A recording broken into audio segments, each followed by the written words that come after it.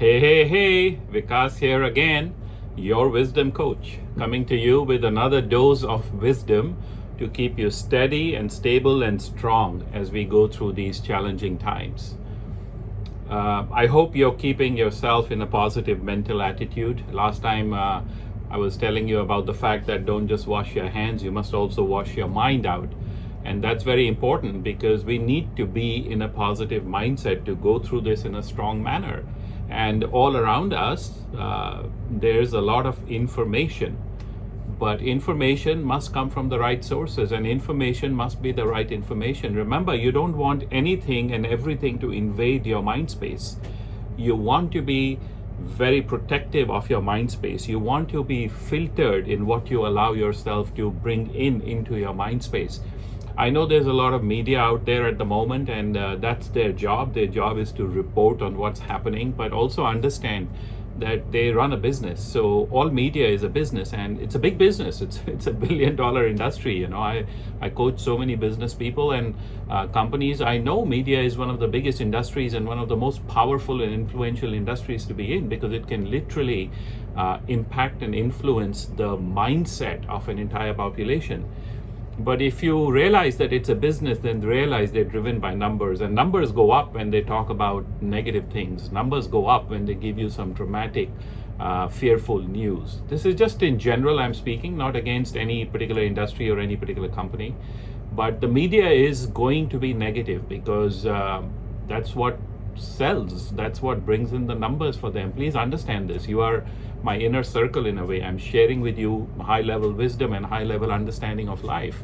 So the news that you're going to get when you watch the TV channels and the radio channels is not always going to be positive. They might mention the positive. It'll be like maybe a 5% of it.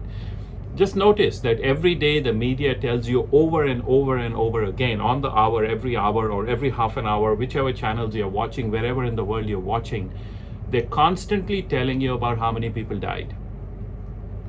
But you know, here's a very interesting fact. Every day people recover.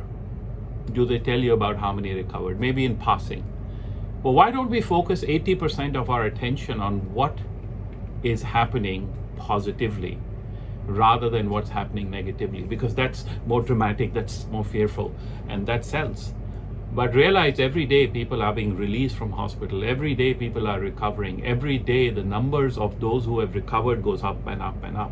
Even while those who die also goes up and up. But which one do you want to focus on? So whether it's the media or it's the madia, I don't know, media or madia, you make your decision and you choose your source. You choose how much you allow into your mind space and how much you want to hold and from which source you want to hold, because you need to have filters. If you have no filters, your whole life is going to be ruined and it'll be ruled by external sources. So wisdom comes in your life to keep it stable, to keep it steady, to keep it moving forward in a positive way. So let me give you some wisdom about karma.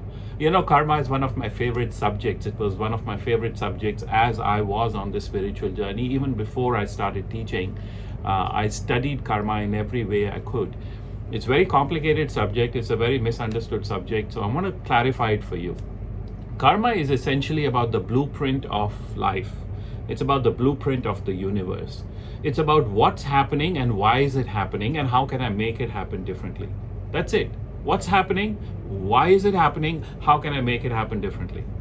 Right? So what's happening is the present. If I want to understand about the present, I have to understand about my past. Why is it happening? And then I want to create a new future. So how do I make a different thing happen, or how do I stop this from happening again? So karma is about the blueprint of life. It's about understanding the blueprint of everything that's happening in your life. So it's also called the law of cause and effect. You know, we live under certain laws which are unchangeable. We live under the law of gravity, which is like a physical law. It's unchangeable, but it's a physical law. Gravity is a physical law. But like this, there are also spiritual, non-physical laws. And karma is one of them. Karma is the law of causality. Like you have the physical law of gravity, you have the non-physical law of causality. Causality means cause and effect. The cause comes first, it creates the effect. Now, the cause is also known as the seed. So when you have a seed and you sow that seed, then you reap a certain fruit or a certain harvest. So it's also called the law of sowing and reaping. Cause and effect, sowing and reaping. In modern day English, more physical terms, it's called the law of action and reaction, right? So for every action, there is going to be a reaction, an opposing action. So that's what karma is. Basically, it tells you what everything is happening for. What is the cause of it? What is the purpose of it? Now, there are many principles in karma, and I was telling you that I'm going to give you those key points, right? I'm going to show you how one thing leads to another, how connecting those dots will open up your mind, and suddenly you'll realize. So I gave you 2 tips last time to connect the dots. I'm going to give you a couple more today, but first of all, let's understand what's happening in this world of ours. You know, if you go back into history, and I'm a student of history, I'm a student of economics, I'm a student of spiritual wisdom, I'm a student of so many things. I'm a lifelong student. But go into history and you'll realize that since World War II, our entire focus has been driven by economic growth, right? Because World War II decimated a number of countries, and then as they came out, the whole focus was grow your economy, grow your profits, grow your revenue, grow your GDP, grow your economic power. And of course, when you have that economic power, the money, then you want to grow your army. So it was all about becoming stronger economically. And to do that, we literally stopped caring about what's around us. Now, what's around us? Notice what's around us. When you look at your life, what's around you? I'm not talking about people around you. I'm also talking about, other than people, what are around you. There's animals, there's birds, there's fishes, there's all the different species which are out there, there's nature. And so after World War II, the focus just became on how to mine all this, how to capitalize all this, how to extract from all of this for my own benefit. And every country is guilty of doing that to a certain degree, to a different degree. Of course, those who have more power can do it more. So karma says that if you look at your present and you want to understand it, you've got to look at your past. And the first question karma asks is, have I done something like this ever in my past to anybody else? So look at what's happening today. Here are some more connect the dots for you from the space of wisdom. This is called the way of wisdom. The way I live, the way I think, I call this the wow way, the way of wisdom. Okay, so coming from that wow space, coming from that wow level, here are a few more connect the dots for you. So what is the COVID-19 doing for us? In families, in households, people are losing their loved ones. Grandparents are dying, parents are dying. For some, they're even losing their children, and they can't be with them, right? I mean, you're not even allowed to be with the people that you've lived with, let's say for 50 years, and you know they're dying now, but you really can't go and see them. It's quite possible that the person you live with, your husband, your wife, your partner, your parent, your sibling, can suddenly be taken away from you, put into an ICU, and you'll never get to see them.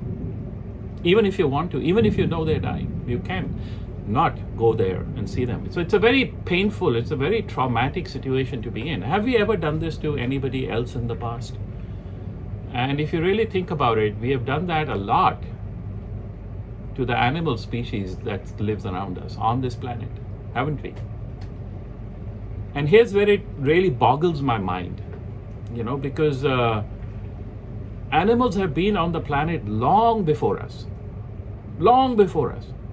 So actually, who are the rightful owners of this planet? It's not us. It's true, it's the animals, it's the birds, the fishes. Nature is the rightful owner of this planet that we walk on and live on and feed from. And yet we come in and we take control. And what we have done is we have separated families of animals and birds and fishes. We have taken away the young from the old. We have taken away the child from the mother, the calf from the mother.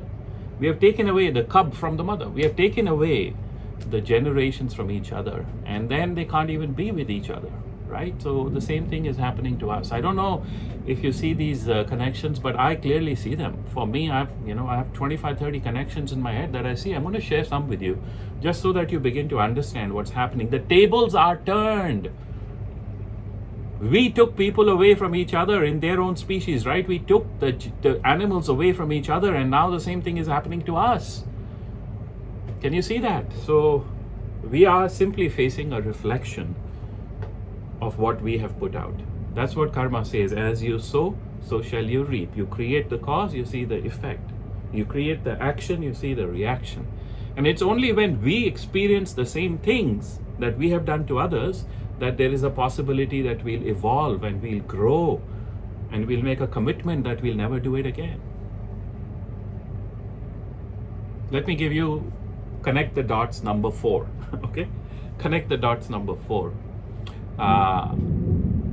We have, as I said last time, that we have taken animals away from their natural habitat and we have put them in cages. So what have we done on a more deeper level, apart from just cages and us being locked in our homes, which I already pointed out? But what have we done? We have taken away their freedom to move, haven't we? We have taken away their freedom to roam the earth.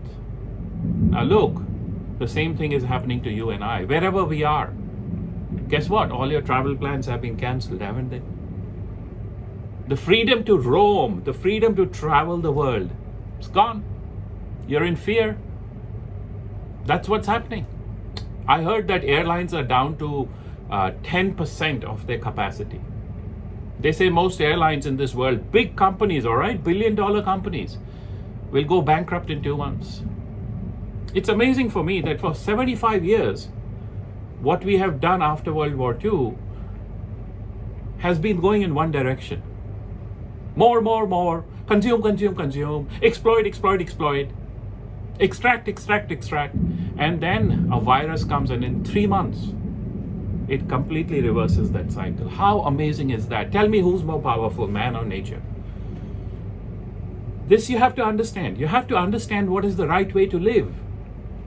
All of this wisdom that I'm sharing with you is coming to a positive conclusion, because what we need to understand is the right way to live, and when we live the right way, we will thrive even more. This is not about being less, it's about being more, but from a place of wisdom, living the wow way, the way of wisdom, and you will see that your life is even better and brighter and bigger, and that's the whole purpose. So connect the dots number 4. We took away the freedom to roam free, without fear, from the species who live around us, and today nature has taken away that same freedom to roam from us. We do not have the freedom to travel. Our governments stop us from traveling.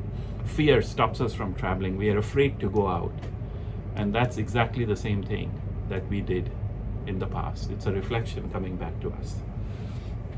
So I'm very passionate about all this wisdom, and I'm going to share more and more with you. I hope you see the connections I'm making. I hope all of this is enlightening for you, brings in some light in the darkness, because the question is not what's happening to us. The question is, why is it happening? Change the focus, shift the focus from what is happening. That focus doesn't make us grow. To bring the focus to why is it happening. When you shift from what is happening to why is it happening, that's when we grow. That's when we can elevate ourselves and enlighten ourselves. That's when we can have a better life as we win over these current times. So the purpose here is to bring you to a place where we live a different life and we are better, bigger, brighter human beings. So let me conclude today's session by saying a very beautiful, powerful teaching that I want you to record in your mind, all right? Tattoo this in your mind. I always say this, and my students love it. Karma says, do it right or it will bite. I'll repeat that one. Do it right or it will bite. Let that be a guiding principle for our life. This is Vikas, your wisdom coach, reminding you that wisdom is the stabilizer of life. Bring wisdom into your life, make wisdom your foundation, and let's build our future on it. Because in the end, wisdom always wins. Bye now. I'll see you soon.